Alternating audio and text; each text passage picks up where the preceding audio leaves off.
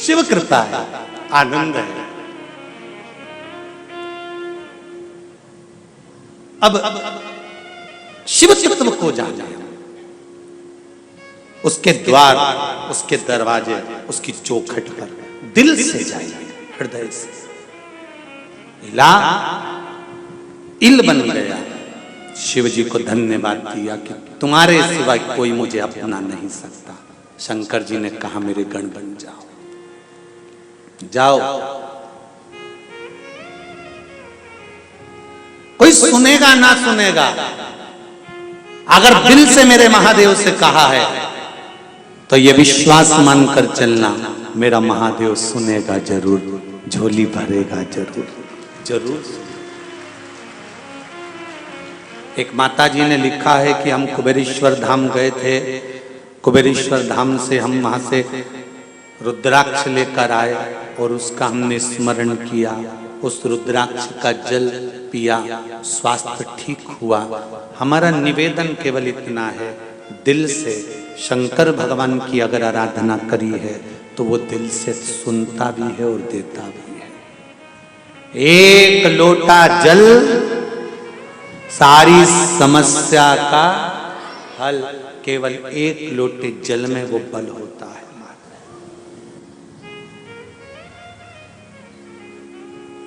समर्पित करना प्रारंभ करो, सुनने के समय आया, आगे जो चरित्र आया।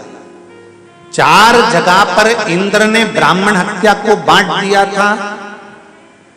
त्वष्टा ऋषि ने वृत्रासुर को उत्पन्न करा, और जब वृत्रासुर उत्पन्न हुए और उनके साथ जब युद्ध प्रारंभ हुआ,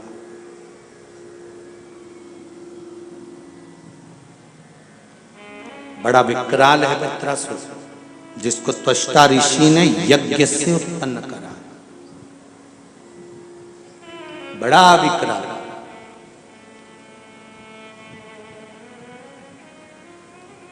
जब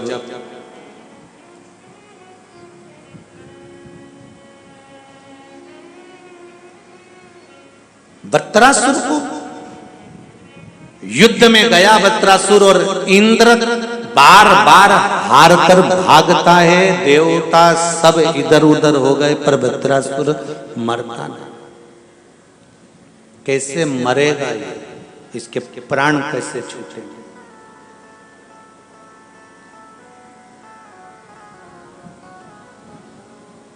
इंद्र गए बृहस्पति महाराज के पास में,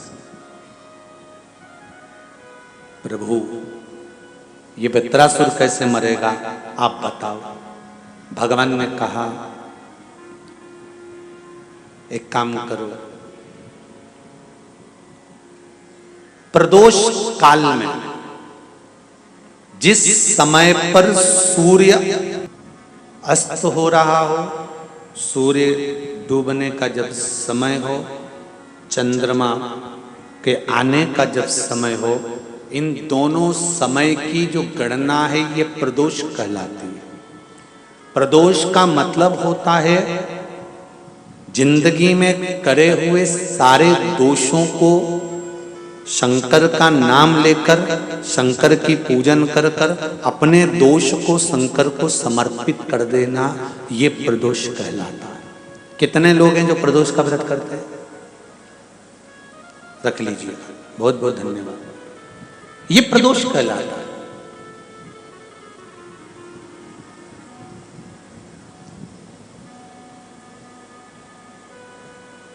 अपने दोषों को शंकर भगवान को दे देना। शाम को 4 बजे से लेकर 7 बजे के बीच में शंकर और पार्वती के भ्रमण का समय रहता है। मेरे देवाधिदेव महादेव और माता पार्वती के भ्रमण का समय, भगवान शंकर पार्वती घूमने को निकलते हैं। इसलिए हमारा सनातन धर्म कहता है शाम के समय पर माताओं को झाड़ू नहीं लगाना चाहिए, शाम के समय पर माताओं को चूड़ी बिछिया नहीं बदलना चाहिए, शाम के समय पर माताओं को मांग में सिंदूरा नहीं भरना चाहिए, शाम के समय पर माताओं को बाल नहीं बांधना चाहिए, शाम के समय पर माताओं को चौखट पर नहीं बैठना चाहिए। उसका कारण क्या है? क्योंकि पार्वती जी ने भगवान भोलेनाथ जी से कहा था कि तुम मुझे रोज शाम के समय प्रदोष काल में भ्रमण के लिए लेकर जाते हो, मेरे लिए आज्ञा क्या है? शंकर भगवान ने कहा, सुनो पार्वती, मंदिर के अंदर नंदी रहता है, जाने वाला यात्री जब मंदिर में मेरा दर्शन करने आता है तो नंदी के कानों में कहकर जाता है कि शिव जी को मेरे यहाँ लेकर आना। मैं नंदी के अनुसार उनके घर जाता हूँ। मेरा काम है उनका कल्याण करना और तेरा काम है उनके घर की नारी को अखंड सौभाग्यवती का वर प्रदान करना, ये तेरा काम। तब पार्वती माता ने कहा, अखंड सौभाग्यवती होने का वर मैं तो दे दूंगी, पर उस समय पर माताएं चूड़ी बदल रही होगी और हाथ से चूड़ी निकाल रही होगी तो मैं वर कैसे दे सकती हूँ? मांग भर रही होगी तो मैं वर कैसे दे सकती हूँ? उस समय पर चूड़ी बिछिया बदला जा रहा होगा तो मैं वर कैसे दे सकती हूँ? उस समय पर झाड़ू लग रही होगी तो मैं लक्ष्मी को वहां कैसे भेज सकती हूँ? आप बताओ। तो शंकर भगवान ने कहा, प्रदोष का समय एक ऐसा समय होता है, शाम का समय ऐसा होता है जिस समय पर केवल शंकर और पार्वती की आराधना का समय होता है। हम तो कई लोगों से कहते हैं, अगर आपके यहां संपदा नहीं आ रही है, बहुत मेहनत कर रहे हो, फल नहीं मिल रहा, कहीं नौकरी, कहीं सर्विस या कहीं व्यापार या व्यवसाय में कहीं तकलीफ आ रही है, हम सबसे कहते हैं शाम का समय पकड़ लो, शंकर जी के मंदिर में दिया लगाना प्रारंभ कर दो। शिव मंदिर में अगर दिया नहीं लगा रहे हो तो बेलपत्री के पेड़ के नीचे दिया लगा दो। बेलपत्री और शंकर जी के मंदिर में दिया नहीं लगा रहे तो शंकर जी के मंदिर के बाहर चौखट पर दिया लगा दो। इतना भी नहीं कर सकते तो अपने घर के बाहर अपने द्वार पर दिया लगा दो, पर शंकर जी के नाम का श्री शिवाय नमस्तुभ्यम बोलकर शंकर भगवान को याद कर कर, अपनी कामना कर कर, बाबा का स्मरण कर कर, पंचाक्षर मंत्र नमः शिवाय, षडाक्षर मंत्र ओम नमः शिवाय, द्वादश अक्षर मंत्र ओम नमो भगवते वासुदेवाय, जो मंत्र तुमको याद है उसका स्मरण कर कर, लक्ष्मी हो चाहे नारायण हो चाहे राम हो चाहे कृष्ण हो, स्मरण कर कर शाम के समय बाहर दिया लगा दो, दरवाजे के पास लगा दो। वो सुनेगा जरूर, आएगा तो उसका वेलकम जरूर होगा और वो कुछ देकर जरूर जाएगा। नियम तो बनाओ।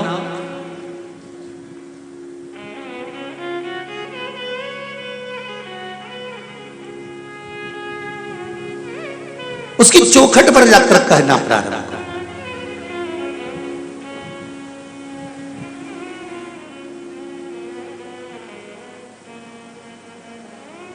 जब हम उससे कहते हैं तो वो सुनता है।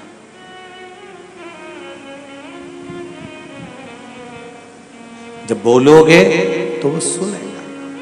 अब बृहस्पति महाराज ने कहा कि शाम का समय जो प्रदोष का समय होता है उस समय पर इंद्रदेव तुम शंकर जी की आराधना करो। शिव आराधना से शंकर जी जो मार्ग प्रशस्त करेंगे, शिव आराधना से जो शंकर जी कहेंगे वो तुम करना। ठीक है, आराधना करी बाबा भोलेनाथ जी।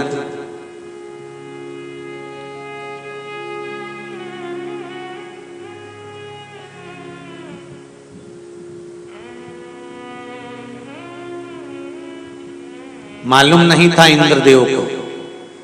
बृहस्पति महाराज ने प्रदोष की महत्वता समझाई तो प्रदोष का समय जानकर शंकर जी पर 7 बेलपत्र प्रदोष के दिन इंद्र ने समर्पित कर दी बिना सोचे। कितनी बेलपत्र? 7। प्रदोष का व्रत करो चाहे ना करो, मंदिर में चढ़ी हुई बेलपत्र को उठा लो,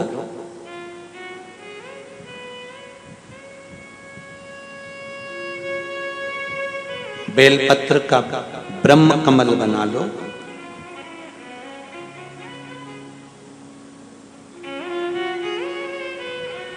ब्रह्म कमल का मतलब होता है डंडी बीच में रहे, आसपास पत्तियां रहे। 7 पत्ती का ब्रह्म कमल बनाकर, जैसे ये पत्तियां हैं एक जैसी रखी हुई हैं तो इसको फैला लिया, 7 पत्ती को आपस में फैलाकर ब्रह्म कमल बना लिया। प्रदोष का व्रत करें ना करें, जरूरी नहीं है कि वृक्ष से ही पत्ती लेकर आओगे तो ही शंकर जी को चढ़ाओगे। शिव जी पे से चढ़ी हुई उठाकर धोकर ब्रह्म कमल बनाकर बाबा से विनय कर कर, हे प्रभु आज मैं इस काम के लिए जा रहा हूं, बाबा मेरा यह कार्य है, बोलकर श्री शिवाय नमस्तुभ्यम बोलकर शिवलिंग पर समर्पित कर दो। दिन भर के प्रदोष व्रत का फल बाबा एक बेलपत्री समर्पित करने पर ही प्रदान कर देता है। शिव है। प्रदोष व्रत कर रहे हो उससे बढ़कर कोई प्रसन्नता नहीं, पर नहीं कर रहे वो चलता फिरता। स्वयं रामचरितमानस में कहा संत कौन है, तो कहा चलते फिरते तीर्थ है। तुलसीदास जी रामचरितमानस में कहते हैं संत चलते फिरते तीर्थ हैं। शिव की आराधना करने वाला साधक उपासक भक्त जो रोज प्रतिदिन शिव की आराधना की भक्ति में डूबा रहे वो साधारण नहीं हो सकता। तुम जाओ दधीचि ऋषि मेरी आराधना करते हैं, उनसे जाकर कहना कि हमको आपकी अस्थियां चाहिए, आपकी हड्डियां चाहिए। दधीचि ऋषि की हड्डियां, हाँ उन हड्डियों का शस्त्र बनाना, उससे जाकर युद्ध करना, वत्रासुर मर जाएगा। तो दधीचि ऋषि की हड्डियों से युद्ध क्यों, किस लिए? शंकर भगवान ने कहा इंद्र दधीचि ऋषि मेरी आराधना कर कर भस्म का तिलक 12 तिलक भस्म का दधीचि ऋषि प्रतिदिन धारण करते हैं। जहां पर भस्म का तिलक लगता है वो हड्डी हड्डी नहीं रहती, शिवलिंग बन जाता है, साधारण नहीं रहता, शिवलिंग का स्वरूप है।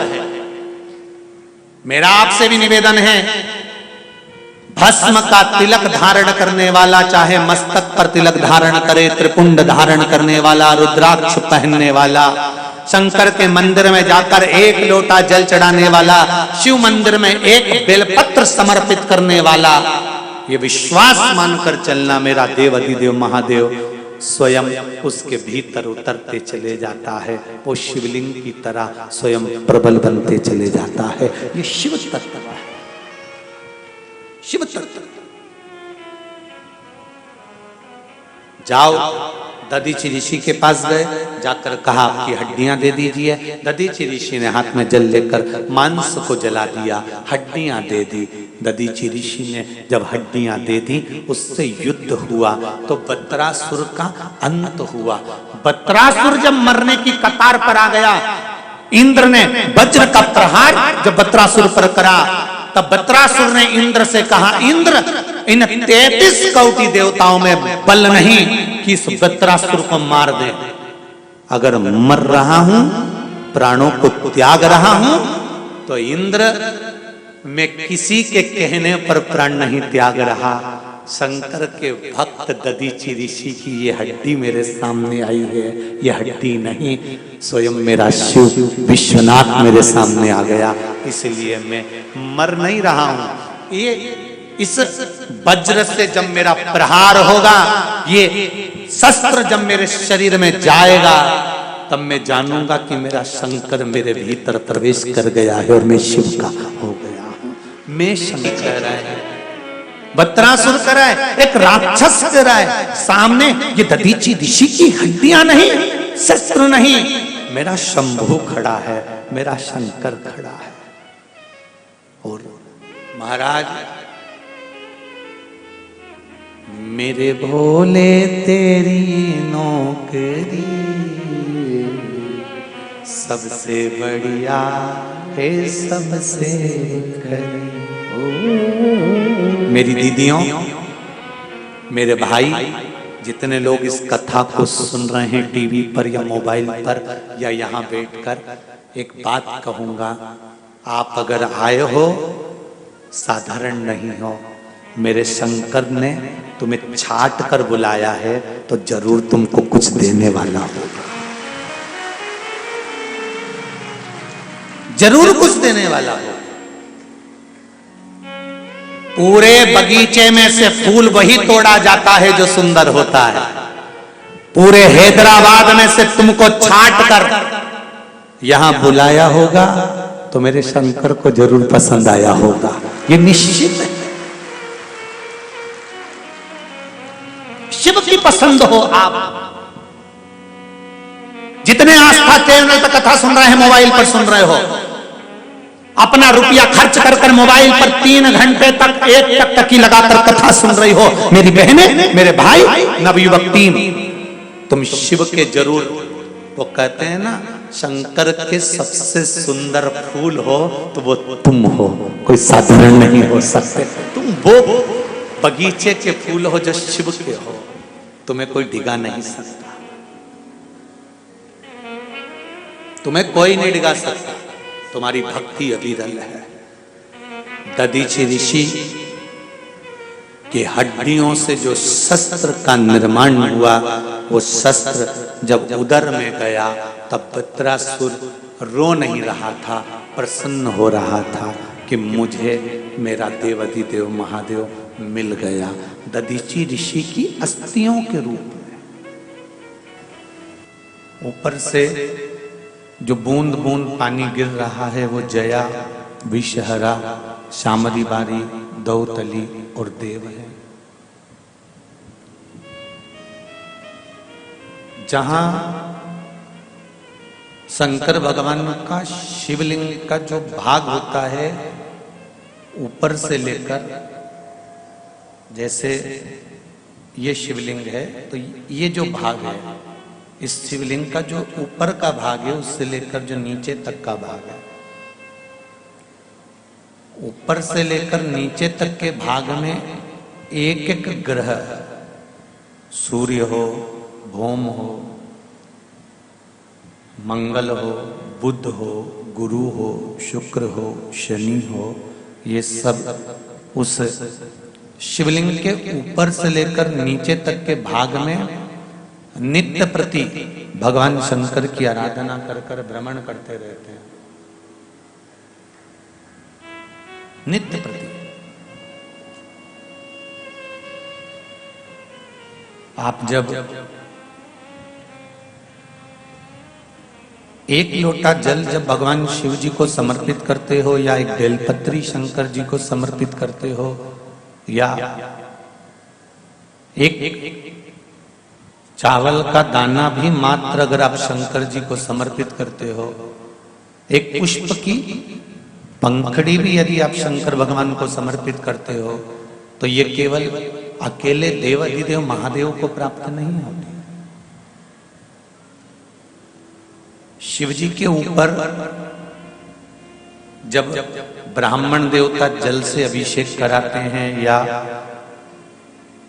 रुद्री का अभिषेक कराते हैं, तो उसके ऊपर जो कलश रखते हैं, उस कलश को रखने के लिए जो पाए होते हैं, उसमें 3 पाए होते हैं।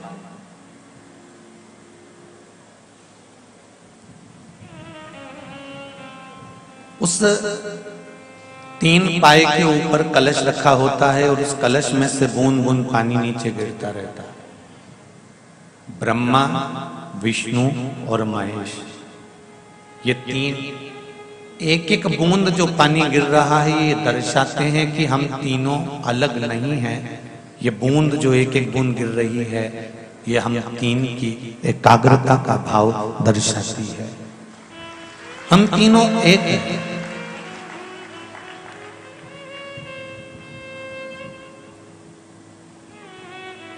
दुनिया के लोगों ने भेद कर दिया, हम रामानुज वाले हैं, हम पुष्टि मार्ग वाले हैं, हम दत्त वाले हैं, तो हम निम्बार्की हैं, तो हम इस पंथ के हैं, तो हम उस पंथ के हैं। पर शिव महापुराण की कथा कहती है कि मृत्यु लोक में अगर जन्म लिया है, भूमंडल पर अगर हम पैदा हुए हैं, पृथ्वी पर यदि हम जन्मे हैं, हमारा जन्म यदि मृत्यु लोक में हुआ है और इस संसार सागर में हमारा जन्म हुआ है, तो हम सनातनी बनकर पैदा हुए हैं, हम बट नहीं सकते।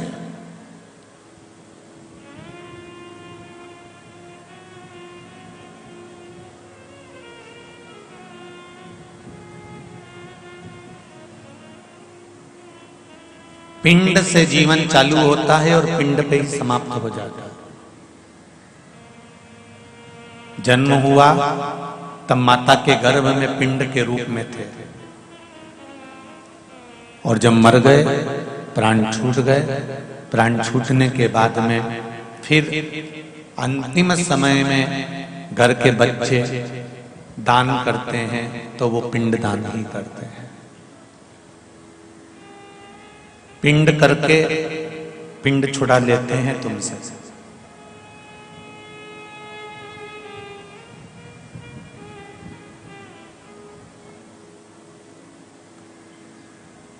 जन्म हुआ तब भी हम शिव के थे और मृत्यु हुई तब भी हम शिव के हैं।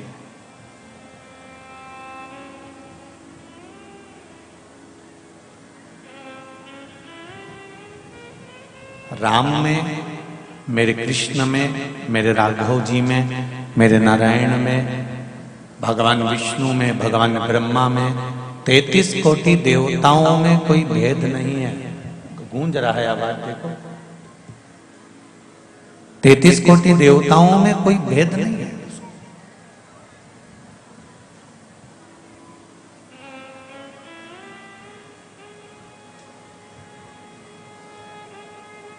सब एक और सबकी एकाग्रता एक।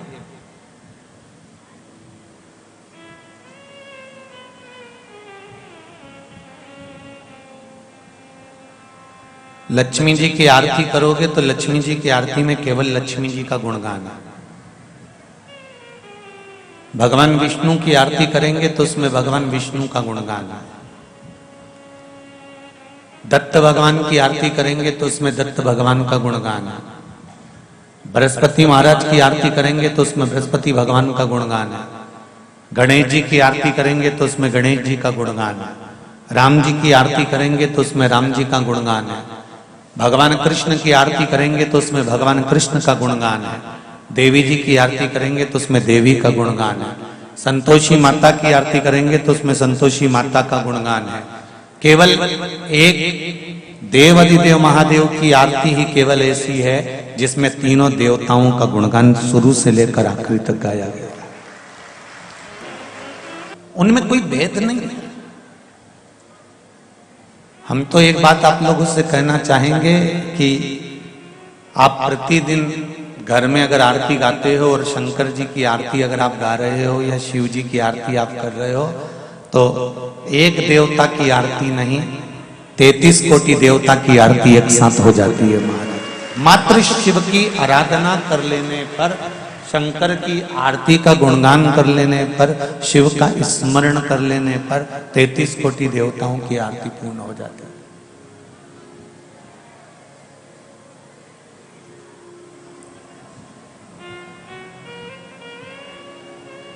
और जब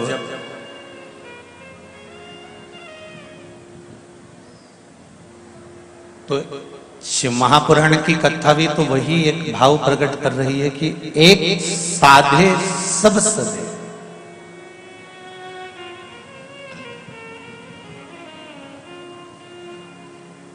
अलग से चंद्रदेव की पूजन करने की जरूरत नहीं, अलग से सूर्यदेव की पूजन करने की जरूरत नहीं,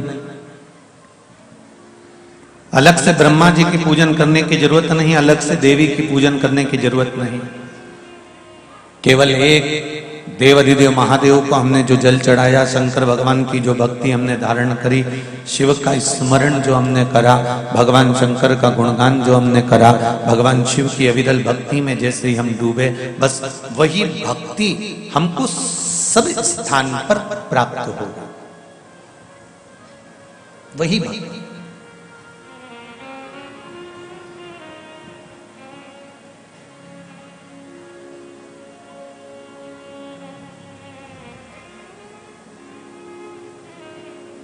किसी ने एक प्रश्न किया था कि गुरुदेव वो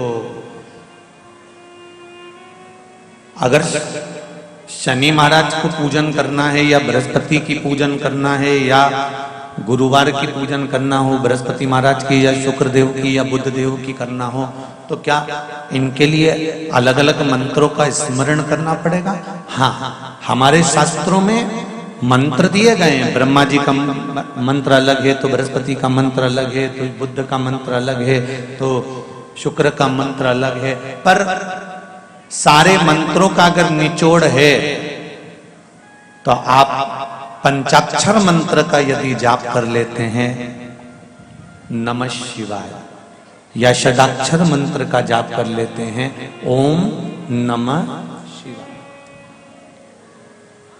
उतने में फल की प्राप्ति हो जाएगी। एक ओम अक्षर के भीतर, मात्र एक ओम अक्षर के भीतर, मात्र एक ओमकार के भीतर सारे यज्ञ, सारे अनुष्ठान, सारे वेद, सारे पुराण, सारे शास्त्र, सारे ग्रंथों का सार तत्व मात्र एक ओम अक्षर के भीतर छुपा हुआ है।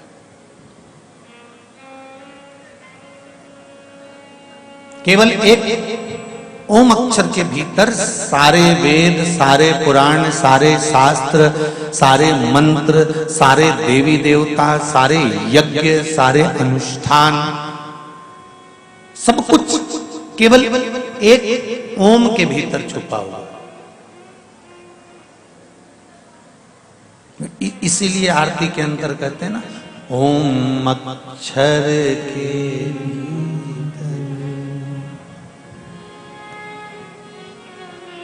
महाराज, ये सब उसके अंदर समाये हुए। अभी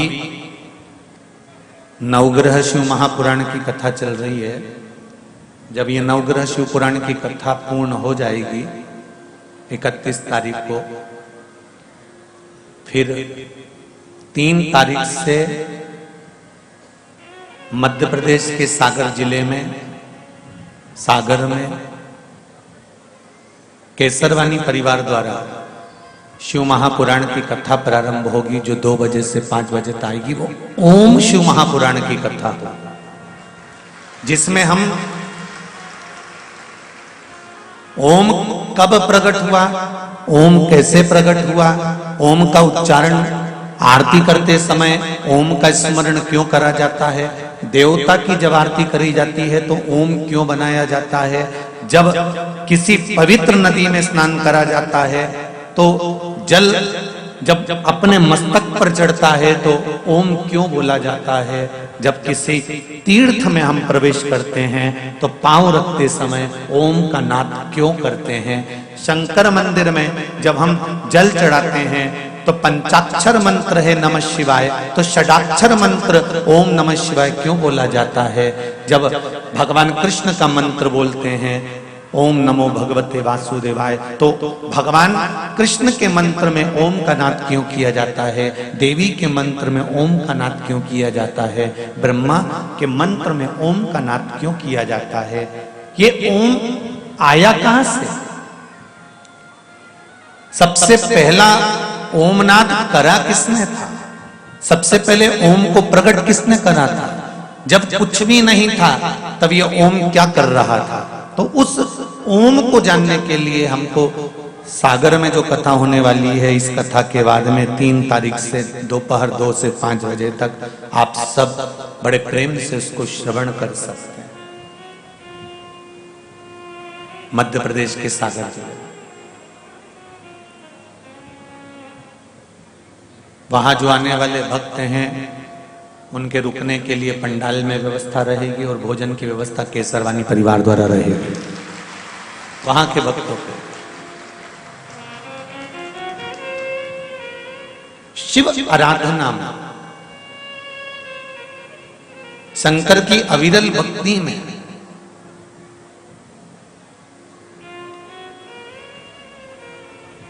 हम भगवान को अलग अलग भेदित ना करें, हम भगवान को अलग अलग ना छोड़ें, भगवान को एक मानकर हमको साधना। अब कोई कहता है कि मंदिर जाने से क्या भगवान मिल जाएगा? आज के नवयुवक बेटे बेटियां, आज के नवयुवक बच्चे मंदिर जाने को तैयार इतनी जल्दी नहीं होते। फिर भी मैं एक धन्यवाद आज की नवयुवक टीम को देना चाहूंगा, नवयुवक बहुओं को, बेटियों को और बेटों को देना चाहूंगा, छोटे छोटे बच्चों को देना चाहूंगा। कि जब से शिव महापुराण की कथा प्रारंभ हुई है, बुजुर्ग भले मंदिर जाना बंद कर दे पर नवयुवक बच्चे जरूर मंदिर जा रहे हैं। उसके लिए मेरा धन्यवाद है बच्चों, उसके लिए मेरा बारंबार धन्यवाद है आप सबको, बारंबार धन्यवाद।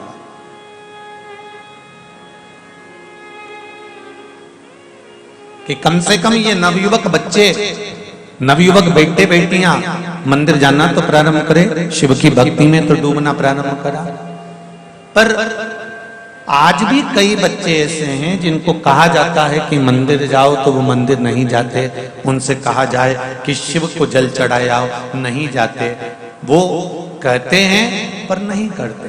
पर मेरा निवेदन है, अगर माता पिता भूल से भी एक बार भी अगर शंकर की भक्ति में बच्चों को लेकर जा रहे हैं, बच्चों को भूलवश भी अगर शिव आराधना में लगा रहे हैं, तो ये निश्चितता है कि आप अपने बच्चों के मार्ग को प्रशस्त कर रहे हो, उन्नति की है, ये निश्चितता। मात्र आपके चरणारविंद की एक रज का मात्र कंकर ही हमको मिल गया तो जीवन की सार्थकता हो।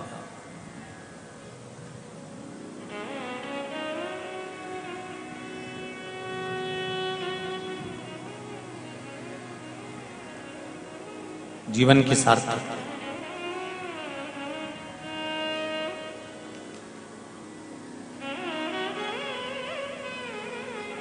एक संत के पास में पारसमणि थी, लोहे को छू ले तो सोना कर दे। किसी को मालूम पड़ गया चोर को कि संत के पास में पारसमणि है, संत के पास में वो चोर सेवक बनकर आ गया और उसने सेवा करना चालू कर दिया। सेवा करते करते करते करते करते समय बीत गया। चोर उस पारसमणि को ढूंढने में लग गया कि कहीं पारसमणि मिल जाए। एक दिन गुरुजी स्नान करने के लिए गए, ये पारसमणि को ढूंढता रहा, नहीं। गुरुजी आए आज। गुरुजी ने कहा बेटा तूने मेरी बहुत सेवा करी, आज मेरा मन करता है कि मेरे पास एक मणि रखी है, मैं तुझे दे देता हूं। गुरुजी ने ऊपर एक लकड़ी के ऊपर एक मणि रखी हुई थी, डब्बी में बंद थी, कपड़ा लपेटा हुआ था। डब्बी खोली, उसमें कपड़ा लपटा हुआ था, मणि निकाली। गुरुजी ने कहा ये ले पारसमणि।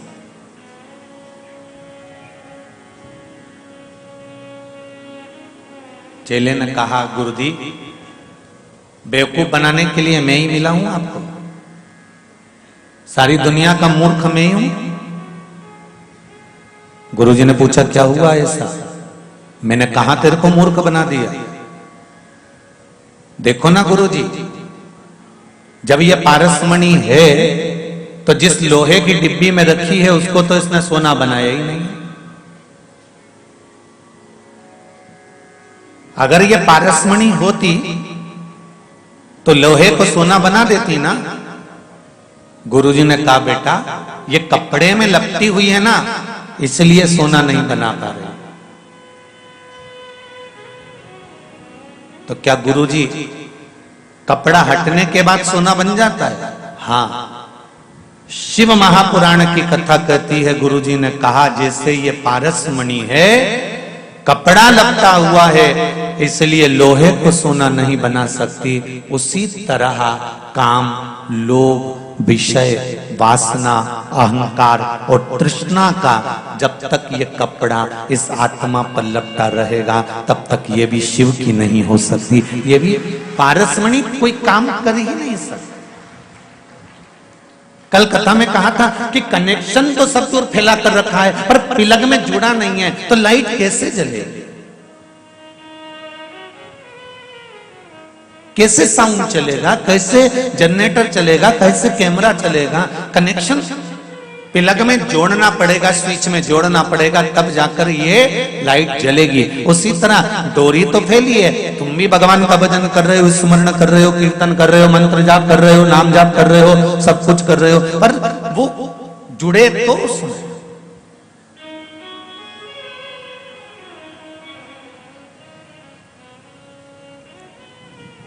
जब तक वो जुड़ेगी नहीं तब तक सुख की अनुभूति होगी। पारस मणि अपना काम जब करती है जब उस पे कपड़ा नहीं होता, और ये आत्मा परमात्मा तक तब जाती है जब इसके भीतर अहंकार का कपड़ा नहीं होता। अहंकार का कपड़ा हटेगा, ये परमात्मा तक पहुंच जाएगा। और ये किसी मेरे शंकर को किसी प्रमाण की जरूरत नहीं पड़ती। मेरा शिव आपकी जिंदगी में ऐसा प्रमाण लाकर खड़ा कर देता है कि आपके भीतर विश्वास जागृत हो जाता है और आप शंकर की भक्ति में 24 घंटे डूबे रहते हो। फिर दुनिया के लोग आपको भले कुछ भी कहें, एक अविरल भक्त,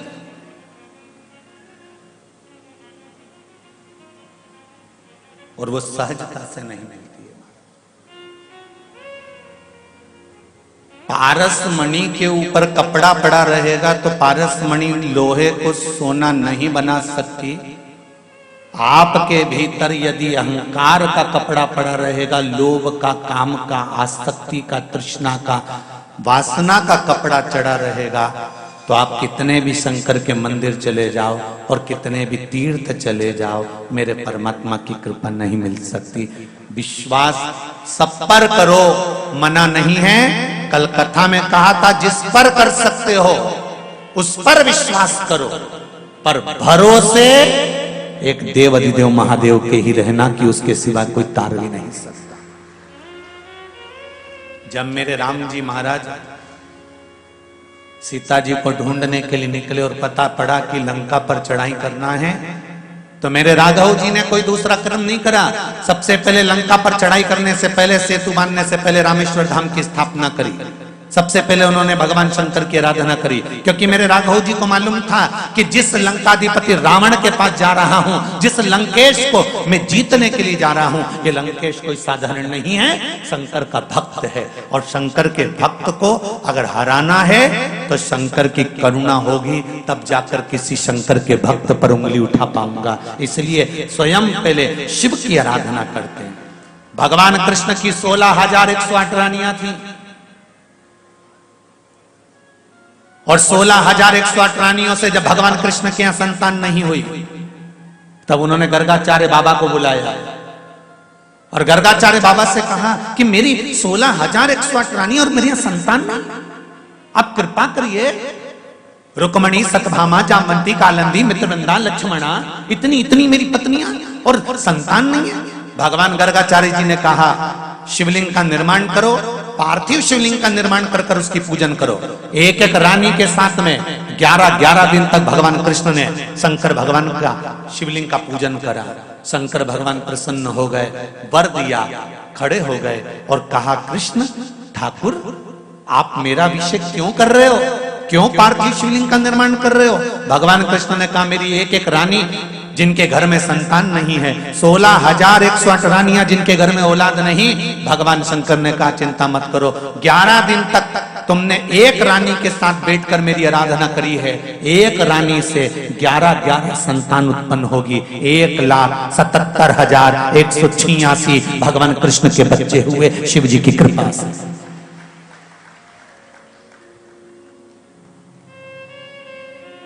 दस लड़के, एक लड़की भगवान कृष्ण की प्रत्येक रानी से हुए थे। 10 पुत्र और 1 पुत्री।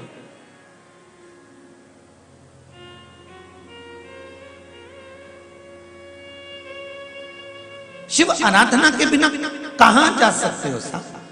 चंद्र को काया का रोग हो गया, रोग पड़ा, बिलक पड़ा, कौन संभालेगा, कौन बताएगा, कौन क्या करेगा? तब देवर्षि नारद ने कहा तुझे काया का रोग हो गया है, ये रोग कोई मिटा नहीं सकता। अकाल मृत्यु वो मरे जो काम करे चंडाल का, और काल उसका क्या बिगाड़े जो भक्त हो महा काल का। तो शंकर जी की आराधना कर। शिव की आराधना में सोम डूब गए, शिव की आराधना में चंद्र डूब गए, और भगवान ने ऐसी कृपा करी कि जमाई को श्राप दिया था दक्ष प्रजापति ने। चंद्रदेव दक्ष प्रजापति के जमाई थे और शंकर भगवान भी दक्ष प्रजापति के जमाई थे।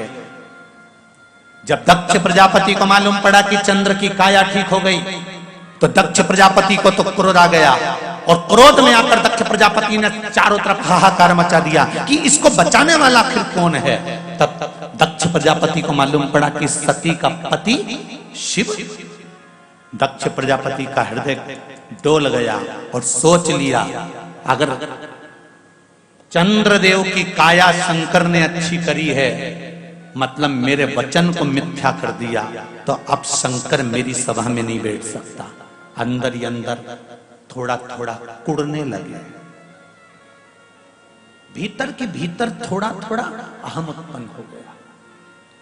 और हुआ क्या, पूरी सभा में शंकर जी का अपमान कर दिया, सती मैया जलकर भस्म हो गई, शिव को आमंत्रित नहीं करा, शंकर वहां आए नहीं, आमंत्रित ही नहीं करा।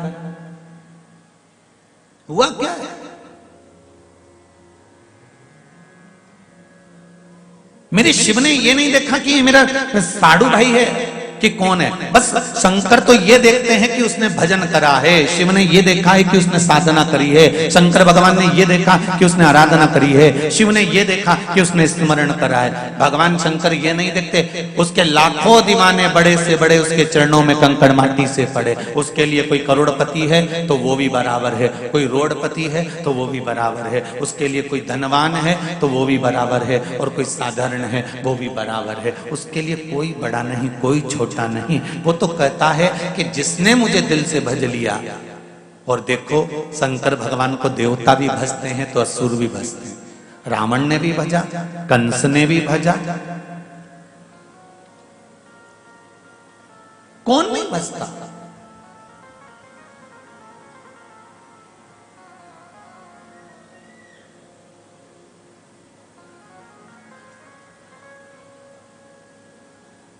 इसके बाद भी दुनिया के लोगों को मालूम है कि शिव है, शंकर है जो साध लेगा। इसके बाद भी दुनिया के लोग यहां वहां भटके कि हम वहां चले जाएंगे तो कुछ चमत्कार हो जाएगा या कोई घुमा के कुछ दे देगा। उसके बाद भी अगर दुनिया के लोग भरमाए तो दुनिया की विवेक बुद्धि बेकार।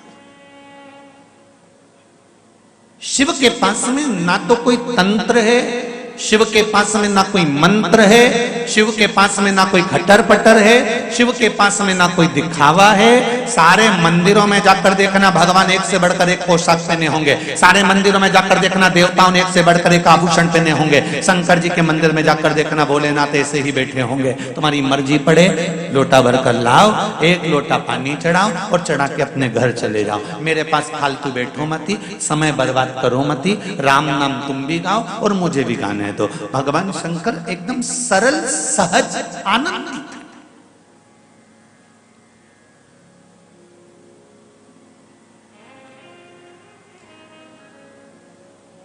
उसकी भक्ति की अविरलता आपके जीवन को सुख देती है।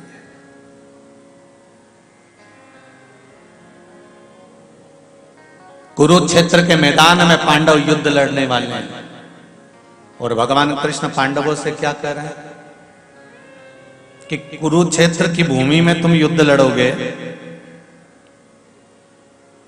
कुरुक्षेत्र की भूमि में तुम युद्ध कर रहे हो, ये कोई साधारण भूमि है?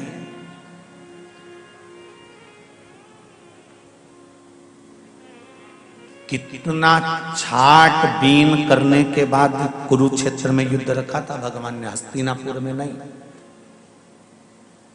कथा, सत्संग, भजन, कीर्तन, स्मरण, पूजन, पाठ, ये जो भी होता है ना, कुछ जगह की, इस स्थान की मूलता से होता है।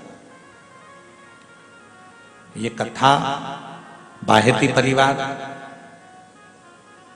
किसी दूसरे गार्डन में भी करा सकता था, दूसरे लॉन में भी करा सकता था, पर ये सूर्या इस भवन में अगर कथा हो रही है तो इसमें बाहेती परिवार का तो भगवान की कृपा से भाव है, पर साथ में हो सकता है कि इस भवन में, इस भूमि पर भी कभी जिंदगी में भगवान शंकर की कृपा हुई होगी, इसलिए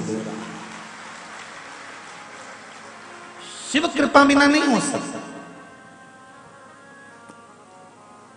शंकर की करुणा बिना नहीं हो सकता।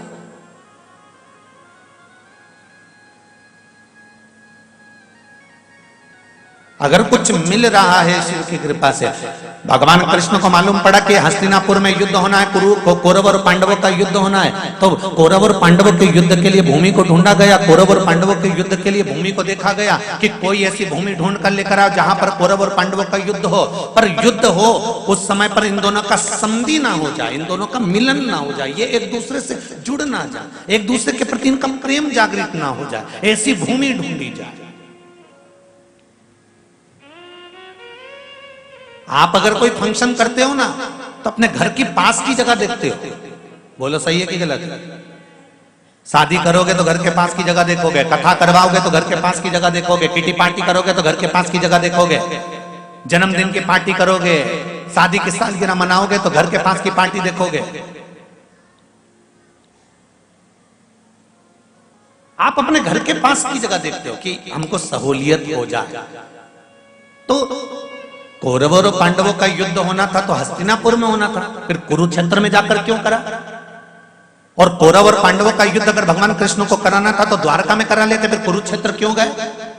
क्योंकि भगवान कृष्ण ने अपने दूतों को बुलाकर कहा था पूरी पृथ्वी पर घूम कर आओ और ऐसी भूमि ढूंढ कर लेकर आओ जहां पर भाई भाई की हत्या कर दे, उसको गले नहीं लगाए।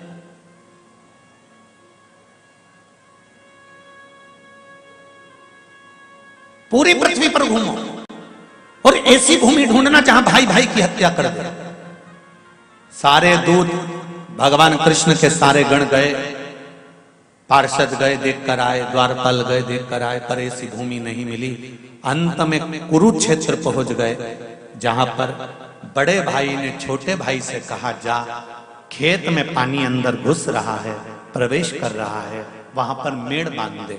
मेड़ बांधना मतलब मिट्टी से रोक देना, जा पानी को रोक दे। छोटे भाई ने कहा मैं रोटी खाने जा रहा हूं, भोजन करने जा रहा हूं, भैया आप फ्री हो, आप जाकर रोक दो। बड़े भाई को क्रोध आया, कंधे पर हल रखा था, छोटे भाई के माथे पर मार दिया, पेट में हल मार दिया और उसको हल से खींचता हुआ ले गया और ले जाकर जहां से पानी आ रहा था वहां मिट्टी की जगह अपने छोटे भाई को सुला दिया। भगवान कृष्ण के सेवकों ने देख लिया और जाकर ठाकुर जी से कह दिया हमने वो भूमि ढूंढ ली जहां पर भाई भाई का दुश्मन है। वो भूमि कौन सी है? तो कहा कुरुक्षेत्र की भूमि है। भगवान कृष्ण ने कहा कुरुक्षेत्र की भूमि में अब मुझे युद्ध तो कराना है, मना नहीं है, पर जब ये आपस में एक दूसरे को मारेंगे, पांडव मारेंगे कौरवों को और कौरव मारेंगे पांडवों को, कौरव जीत गए तो हस्तिनापुर उनकी हो जाएगी और पांडव जीत गए तो हस्तिनापुर उनकी हो जाएगी। पर जो सैनिक 13 अक्षौणी सेना इनकी है तो 19 अक्षौणी सेना उनकी है। जब ये सैनिक आपस में मरेंगे इनको क्या मिल रहा है? इनको हस्तिनापुर का राज्य मिल रहा है क्या? इनको हस्तिनापुर प्राप्त हो रहा है? भगवान कृष्ण ने कहा रुको, मुझे ध्यान लगाकर देखने दो कि जिस भूमि पर मैं युद्ध करवाऊंगा इस भूमि पर मरने वालों की दशा क्या होगी, मुझे वो देखना। तब भगवान कृष्ण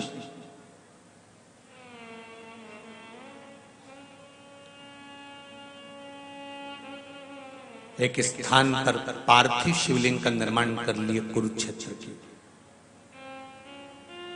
जिस भूमि का नाम है स्थानेश्वर महादेव। कुरुक्षेत्र कौन कौन गया है? जो गए हो कुरुक्षेत्र गए हैं? तो स्थानेश्वर महादेव कुरुक्षेत्र में ब्रह्म सरोवर से 3 किलोमीटर की दूरी पर है स्थानेश्वर महादेव, कुरुक्षेत्र की भूमि पर, जहां पर जिसका वर्णन वायु पुराण में, वामन पुराण में, नर्मदा पुराण में, स्कंद पुराण में स्थाणु तीर्थ का वर्णन है। कौन से तीर्थ का? स्थाणु तीर्थ, जहां भगवान कृष्ण ने पार्थिव शिवलिंग का निर्माण करा और उसकी पूजन करी, और पूजन कर कर ध्यान में मग्न हो गए। शंकर भगवान वहां प्रकट हो गए, प्रकट हुए और पूछा क्या बात है कृष्ण, क्या हुआ? भगवान कृष्ण कहते हैं प्रभु बस ये चाहता हूं कि जिनके प्राण यहाँ छूटेंगे उनको वैकुंठ मिलेगा कि नहीं मिलेगा। शंकर भगवान ने कहा चिंता मत करो कृष्ण, ये कुरुक्षेत्र की भूमि राजा कुरु की है।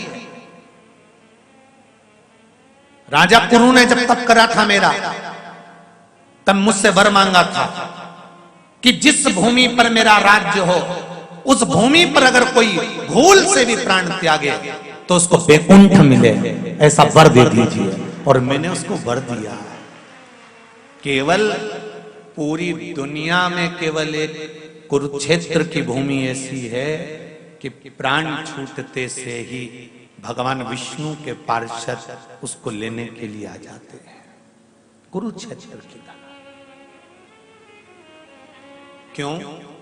कौरव जीतेंगे तो हस्तिनापुर मिलेगी, पांडव जीतेंगे तो हस्तिनापुर मिलेगी, पर ये युद्ध के मैदान में, जो ये युद्ध के मैदान में जब ये सैनिक मरेंगे तो इनको क्या मिलेगा? शंकर भगवान ने कहा चिंता मत करो। और सुनो कृष्ण, तुमने मेरी आराधना कर कर मुझे यहां विराजमान करा है। मैं स्थानेश्वर महादेव के रूप में यहां पर विराजमान होऊंगा। मेरी गंगा की धार दिन के मध्याह्न में एक कुंड में जाकर गिरेगी। उस कुंड में जिस समय पर मेरी धार दिन के मध्याह्न में गिरेगी, उस समय पर जितने भी मृत्यु लोक में पवित्र नदियां और तीर्थ हैं, दोपहर के मध्याह्न में सारे तीर्थ यहां आकर बस जाएंगे। प्रतिदिन दोपहर के 12 बजे भगवान स्थानेश्वर महादेव जो कुरुक्षेत्र की पावन धरा पर है,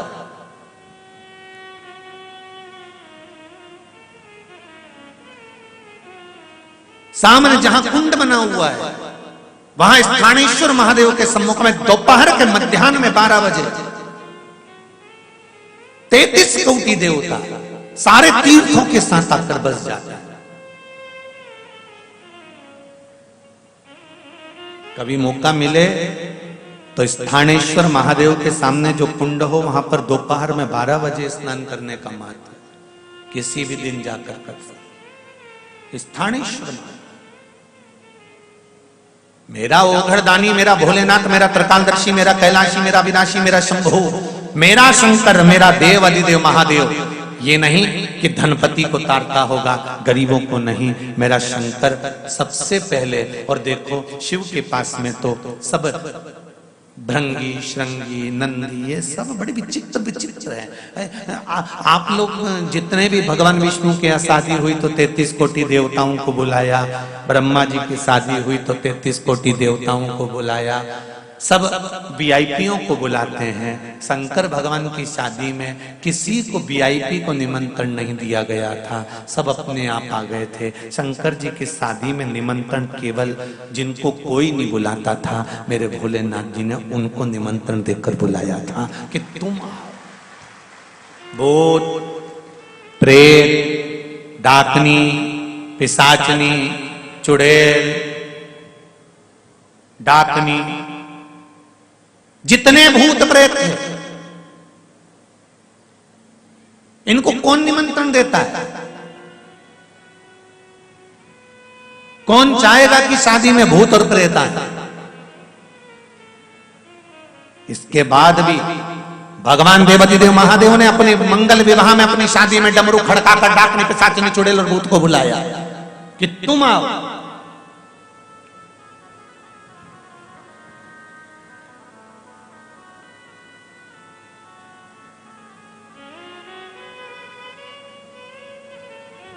जब भोजन बच जाता है शादी का, तब गरीबों में बांटा जाता है।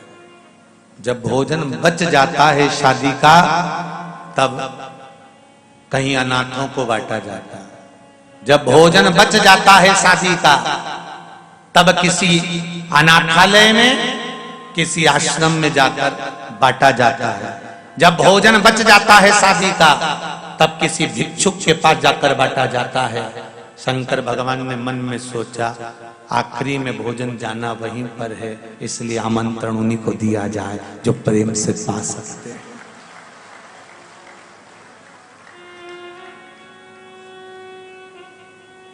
₹5 करोड़ की भी शादी कर लेना,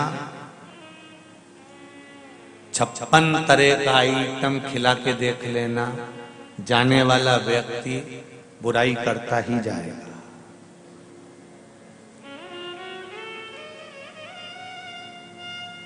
नहीं करोगे तो भी बुराई करेगा, और करोगे बोलो तो भी बुराई करेगा। बहुत पैसे वाला व्यक्ति, बहुत करोड़पति व्यक्ति अपने लड़के की शादी में अगर 1 रुपया खर्च ना करे, अपनी बेटी की शादी में ठंडी खर्च ना करे, तो दुनिया के लोग कह देंगे, अरे कितना है, कहीं छाती पे बांध के मरेगा, किसी को नहीं खिलाया। और अगर करोड़पति व्यक्ति अपने बेटे की शादी में, बेटी की शादी में खूब खर्चा करे, तो भी लोग कह देंगे, खूब आराम का आ रहा है, खूब आ रहा है, अब तो लुटाएगा इसे, एक ही तो औलाद है, नहीं लुटाएगा तो क्या करेगा। जो बादाम का हलवा खाकर जा रहे हैं, काजू कतली खा के जा रहे हैं, खूब प्रेम से आओ जी करके खा के जा रहे हैं, वो भी जाने के बाद तुम्हारी तारीफ नहीं करने वाले। पर किसी भूखे को एक बार बिठाकर प्रेम से, दिल से एक निवाला खिलाकर देखना, जिंदगी भर याद रखेगा, जिंदगी भर नहीं भूलेगा वो।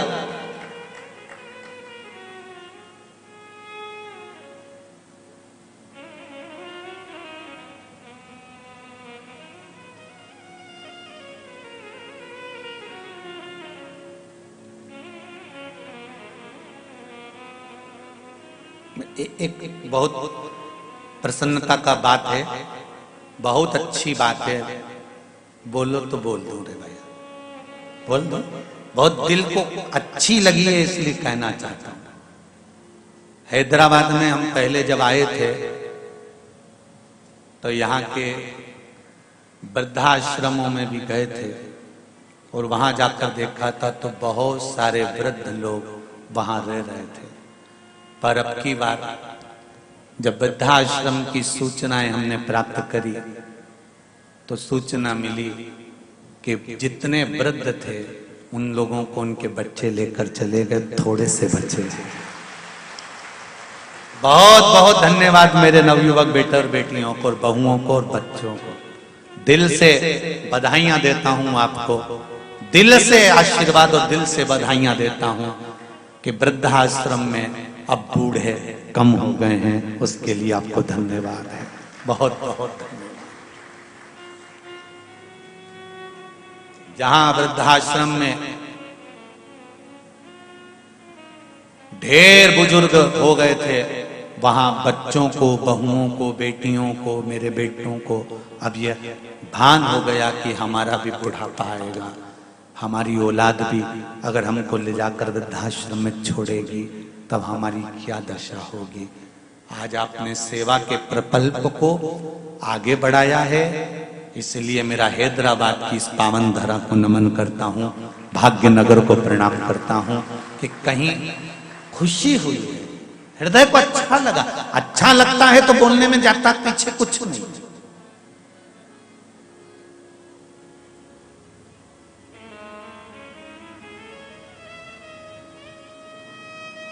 अब करो सेवा।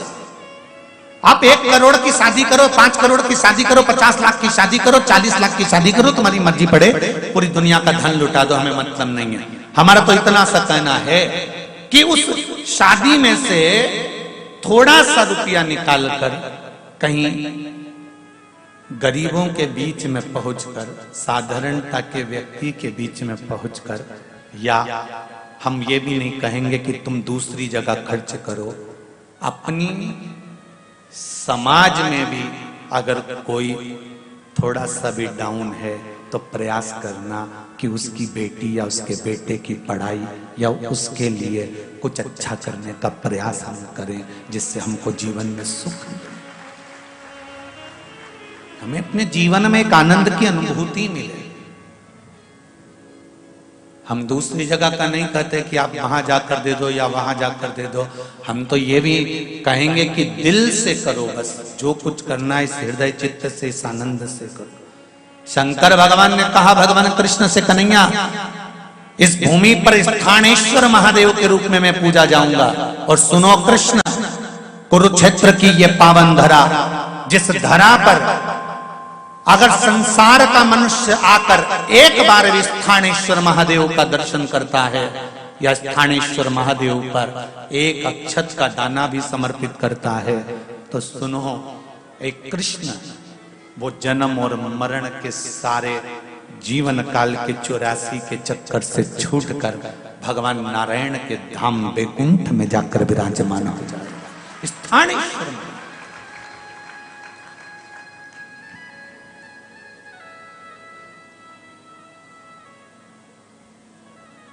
सहज नहीं, शिव भक्ति सरल नहीं है। शंकर भगवान की भक्ति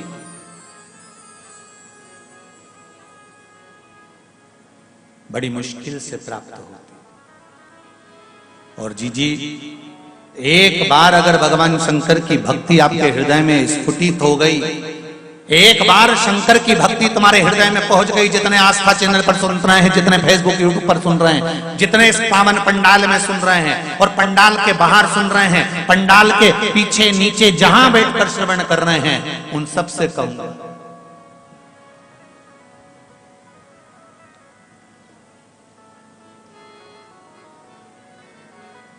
ये इस एसी के पंडाल में आज जगह नहीं, तो बाहेती परिवार ने व्यवस्था करी कहीं बाहर नीचे साइड में पीछे कि कहीं लोग आराम से बैठकर कथा कर तत्व ग्रहण कर ले। कल बाहेती जी कह रहे थे, गुरुजी हमें तो लग रहा था कथा हैदराबाद शहर से 10-12 किलोमीटर दूर है, तो भक्त लोग हो सकता है कि कम मात्रा में पहुंचे, पर मालूम क्या था कि सुबह 10 बजे से ही पंडाल पूरा भर गया था। गुरुदेव, ये भक्ति है आप, ये हृदय के बीच की भक्ति, शिव स्मरण की भक्ति। और फिर कहूंगा, जितने लोग कथा श्रवण कर रहे हैं, तुम्हारा दान, तुम्हारा पुण्य, तुम्हारा भजन, तुम्हारा स्मरण, तुम्हारा कीर्तन, जो तुम दान दे रहे हो, जो तुम भजन कर रहे हो, जो तुम कीर्तन कर रहे हो, जो तुम शंकर भगवान पे एक लोटा जल चढ़ा रहे हो, जो तुम शिव महापुराण की कथा सुन रहे हो, तारीख, दिन, बार, समय सब लिख के रखना। और ये भी लिख के रखना कि तुम जब वहां से चली थी तो 10 रुपए का पेट्रोल डलवाया था कि 50 का डलवाया था, कि ऑटो में 20 लगाए थे कि 100 लगाए थे। 3 महीने के अंदर मेरा बाबा तुमको वो 1000 गुना कर कर देता है कि नहीं देता, वो हिसाब जोड़ के रखना। केवल शिव पुराण नहीं, गीता में भगवान कृष्ण कहते मेरे लिए खर्च कर कर दे। आगे आप बोल दो, तू मेरे लिए खर्च कर कर दे, तेरे लिए कुबेर का खजाना न खोल दूं तो कहना, तू मेरे दरवाजे पर आकर दे, तेरे लिए वैकुंठ का मार्ग सुलभ ना कर दूं तो कहना, तू मेरा भजन कर कर दे, मैं तेरा स्मरण ना करूं तो कहना। स्वयं कृष्ण भी तो कह रहे हैं शिव के साथ।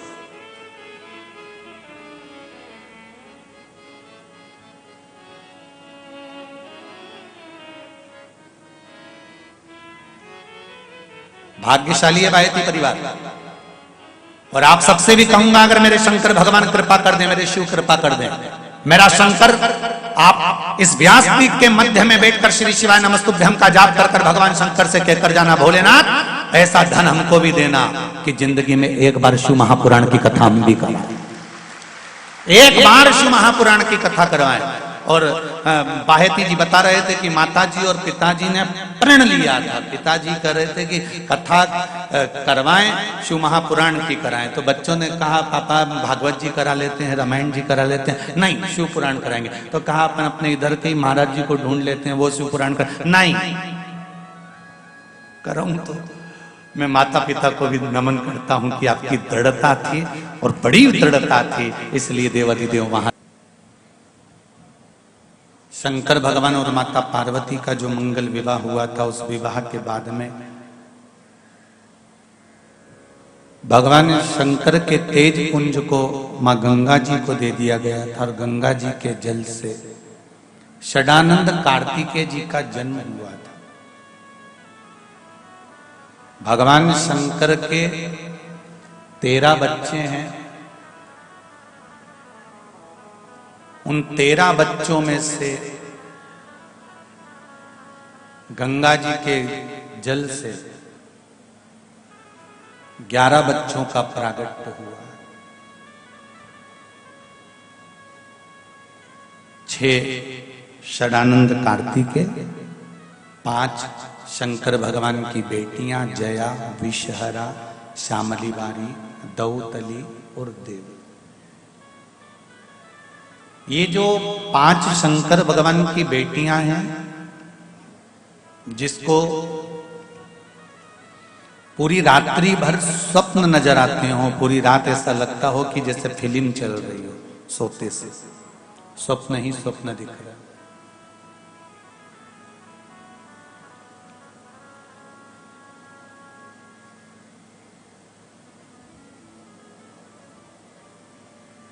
रात में चावल की कटोरी, एक बाटकी में कटोरी में थोड़ा सा चावल, कहीं पर भी कक्ष में जहां सोते हो उस भूमि पर कहीं पर भी रखकर, जया, साथ में बोलेंगे शिव जी की 5 बेटियों का नाम, जया, विषहरा, श्यामली बारी, दौतली, देव, ये 5 बेटियों का नाम लेकर शंकर भगवान की उस कटोरी का स्पर्श कर कर रात्रि को आराम से सोइए।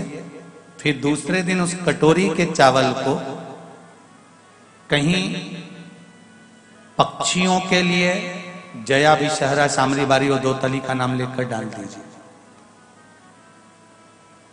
थोड़ा सा चावल लेना, ज्यादा नहीं। महाराज, स्वप्न में अगर पूरी फिल्म जैसा चरित्र चलता हो, रात भर एक सपना पूरा हुआ, दूसरा आ गया, दूसरा पूरा हुआ, तीसरा आ गया, तीसरा पूरा हुआ, चौथा आ गया, रात भर जो स्वप्न ही स्वप्न दिखते हैं, तो वो पूर्ण रात्रि के स्वप्न दिखना बंद हो जाएगा और नींद बाबा देवाधिदेव महादेव की कृपा से अवश्य आएगी। पर तार फैलाओ तो स्विच भी लगाना। बात ध्यान रखना, जरा दिल से करिए शिव की बात, मन से। दिखावे की भक्ति नहीं करिएगा शंकर भगवान की। भगवान शिव को दिखावा प्रिय नहीं है। कई बार ऐसी कथाएं सामने आकर प्रकट हो जाती है जहां पर दिखावा प्रिय नहीं। रावण ने, लंकाधिपति लंकेश ने, रावण ने 9 ग्रह देवताओं को बंदी बना लिया। चंद्र को, सूर्य को, बुध को, बृहस्पति को, राहु को, केतु को, मंगल को, सबको ले जाकर बंदी बना लिया, सारे ग्रहों को।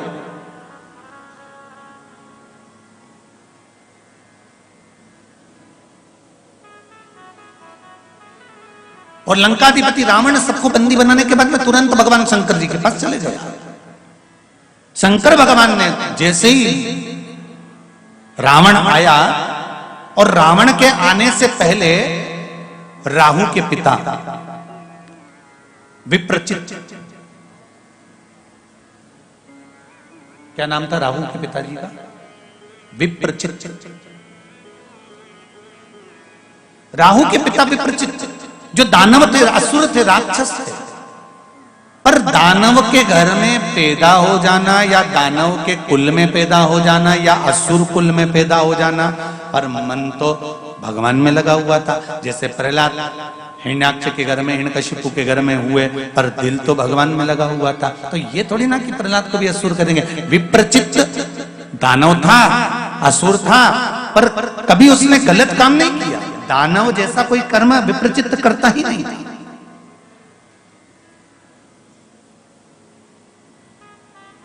लंकाधिपति रावण भगवान शिव के पास पहुंचे, उससे पहले विप्रचित्त भगवान शंकर के पास पहुंच गया, और विप्रचित्त ने जाकर क्या करा, शिव जी की भक्ति करना प्रारंभ करी। शिव की भक्ति का इसका जो तरीका था वो थोड़ा सा अलग था। सबके अपने अपने तरीके होते हैं भगवान को रिझाने के लिए, सबका अपना अपना एक मन होता है भगवान को रिझाने के लिए। कोई कोई के घर में भगवान की रोज ड्रेस बदली जाती है, रोज भगवान का श्रृंगार करा जाता है, रोज भगवान को स्नान कराया जाता है, रोज भगवान को नूतन नूतन वस्त्र पहनाए जाते हैं। और किसी किसी के घर में भगवान एक बार अगर कपड़े पहनकर बैठ गए तो दूसरी बार कोई उनसे पूछने ही नहीं जाता कि भगवान तुम कैसे हो। मंदिर भी छोटा सा और उसमें भी भगवान इतने सारे, देवी जी, देवता जी, पितर जी, ये जी, वो जी, और आओ जी और तुम भी बैठ जाओ जी। दो दो गणेश जी, राम जी, लड्डू गोपाल भी, दो तीन हो गए। बड़े बेटे की शादी में मिले थे, छोटे की मिले थे, सब इकट्ठे वहीं बैठे।